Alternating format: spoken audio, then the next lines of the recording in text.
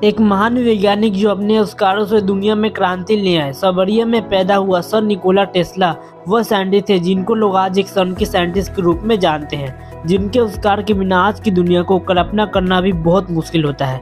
इस वीडियो में मैं आपको निकोला टेस्ला से जुड़ी कुछ ऐसे बातें जानोगे जिन्हें सुनकर आप दंग रह जाओगे, इसलिए इस वीडियो को लास्ट तक देखना और लास्ट में आप कहोगे क्या बोलूं, क्या वीडियो था यार, एकदम कमाल का। टेस्ला की याददाश्त फोटोग्राफी थी, वह जो भी एक बार देख लेते थे या पढ़ लेते थे वह उनके दिमाग में छप जाता था। अगर वो किसी किताब को पढ़ते तो पूरी किताब वर्ड टू वर्ड याद कर लेते थे। टेस्ला जो भी एक बार सोचते थे या किसी नए एक्सपेरिमेंट का आइडिया उनके मन में आता तो वह उसे लिखने में अपना वक्त जाया नहीं करते थे, बल्कि सीधे उस आइडिया पर प्रयोग करना शुरू कर देते थे। सर निकोला टेस्ला को 8 भाषाओं का नॉलेज था और उन 8 भाषाओं को वह बोल भी लेते थे। टेस्ला को और किसी भी एक्सपेरिमेंट का आइडिया आता तो उस आविष्कार को वह पूरी तरह से अपने दिमाग में रेडी कर लेते थे। पूरी सटीकता के साथ आविष्कार के सभी पहलू यानी उसका आकार, उसकी माप, लंबाई, चौड़ाई क्या होगी, सभी अमाओं की तस्वीर उनके दिमाग में तैयार हो जाती थी।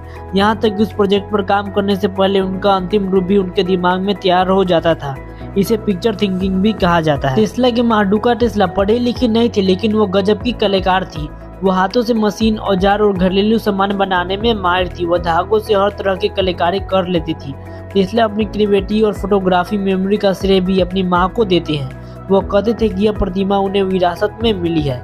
स्कूल के समय में ही टेस्ला मैथ के मुश्किल से मुश्किल प्रॉब्लम को ही अपने दिमाग में कैलकुलेशन कर लेते थे। एक दिन टेस्ला अपनी लैब में काम कर रहे थे तो उनके रिसीवर में उन्होंने कुछ असामान्य सिग्नल को देखा। इसको देखकर टेस्ला का अनुमान था कि यह सिग्नल दूसरे प्लेनेट से आए हैं और उनका किसी दूसरे प्लेनेट से कनेक्ट जुड़ा है।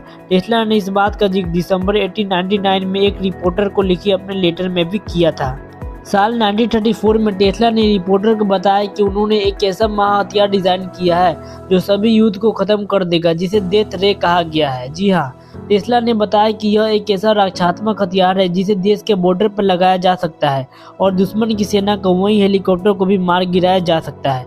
टेस्ला ने अपनी जिंदगी के दौरान इस बारे में नहीं बताया कि यह सुपर वेपन कैसे काम करेगा। टेस्ला ने कभी शादी नहीं की थी। वो कहते थे उनका ब्रह्मचार्य उनके इस कार्य में मददगार रहा है। कई सालों बाद टेस्ला ने रिपोर्टर से बात करते समय यह कहा कि कई बार तो वो यह महसूस करते हैं कि शादी ना करके उन्होंने साइंस के लिए एक कुर्बानी दी है। टेस्ला का जन्म सर्बिया के एक धार्मिक फैमिली में हुआ है।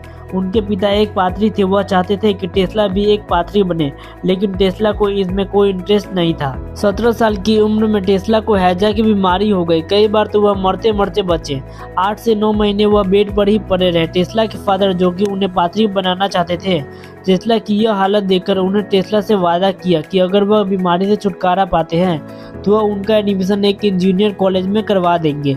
और उसके कुछ दिन बाद ही वो एकदम स्वस्थ हो गए और उनके पिता ने उनका वादा पूरा भी किया। बचपन में टेस्ला के उनकी जिंदगी में बीत चुके दिन उनकी आंखों के सामने बार बार आते थे। मतलब बीत चुकी घटना मूवी की तरह उनके दिमाग में चलती थी। जब दुनिया संचार के बारे में सोच भी नहीं रही थी, उस समय टेस्ला वायरलेस कम्युनिकेशन की बात कर रहे थे। वो अपने समय से बहुत आगे थे। वायरलेस टेक्नोलॉजी से जुड़ी उनकी डिस्कवरी की वजह से आज स्मार्टफोन का वजूद संभव हो पाया है। साल 1896 में एक पब्लिक इवेंट में टेस्ला की मुलाकात स्वामी विवेकानंद जी से हुई।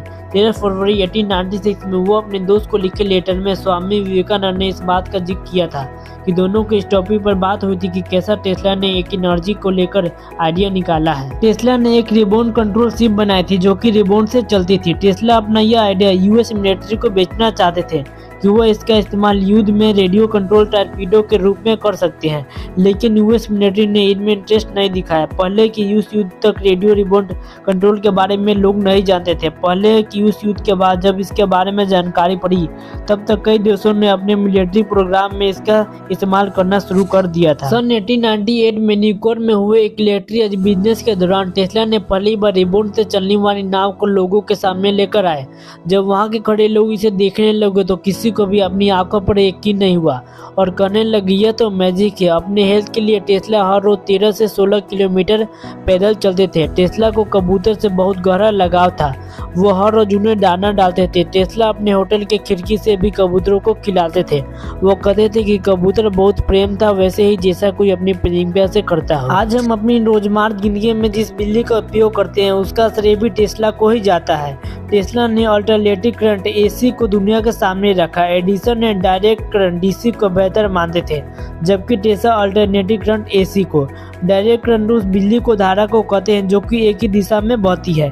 डायरेक्ट करंट और मोटर चलाने के लिए तो अच्छा रहता है, लेकिन इसमें लंबी दूरी तक पावर ट्रांसफर करना बहुत प्रॉब्लम होता है। जबकि एसी सिस्टम में लगातार बिजली अपनी दिशा बदलती रहती है। एसी सिस्टम में दूर दूर से बड़ी आसानी से बिजली पहुंचाई जा सकती है। टेस्ला ने एडिसन के डीसी सिस्टम को खामियों को दुनिया के सामने लेकर आए। दोनों में इस बात को लेकर काफी बहस हुई थी, जिसको इतिहास में वार ऑफ करंट के नाम से जाना जाता है। आज हम पूरी दुनिया में एसी सिस्टम द्वारा ही पावर सप्लाई करवाई जाती है। हर साल निकोला टेस्ला के द्वारा निकोला टेस्ला पुरस्कार दिया जाता है। यह पुरस्कार उन इन्वेंटर्स को दिया जाता है जो कि इलेक्ट्रिक पावर की इन्वेंशन करते हैं। यह माना जाता है कि टेस्ला द्वारा 300 अलग अलग इन्वेंशन किए गए थे। यह उन आविष्कारों में टेस्ला का योगदान था। हैरानी होती है कितनी महान इन्वेंटर्स के बाद भी टेस्ला को नोबेल प्राइज नहीं जीत पाए। 7 जनवरी 1943 को न्यूयॉर्क के होटल नंबर 3327 में टेस्ला को मृत पाया गया। तो दोस्तों, यह कहानी निकोला टेस्ला की थी। आपको यह कहानी कैसे लगी हमें कमेंट बॉक्स में बताएं। लाइक और सब्सक्राइब भी कर दें।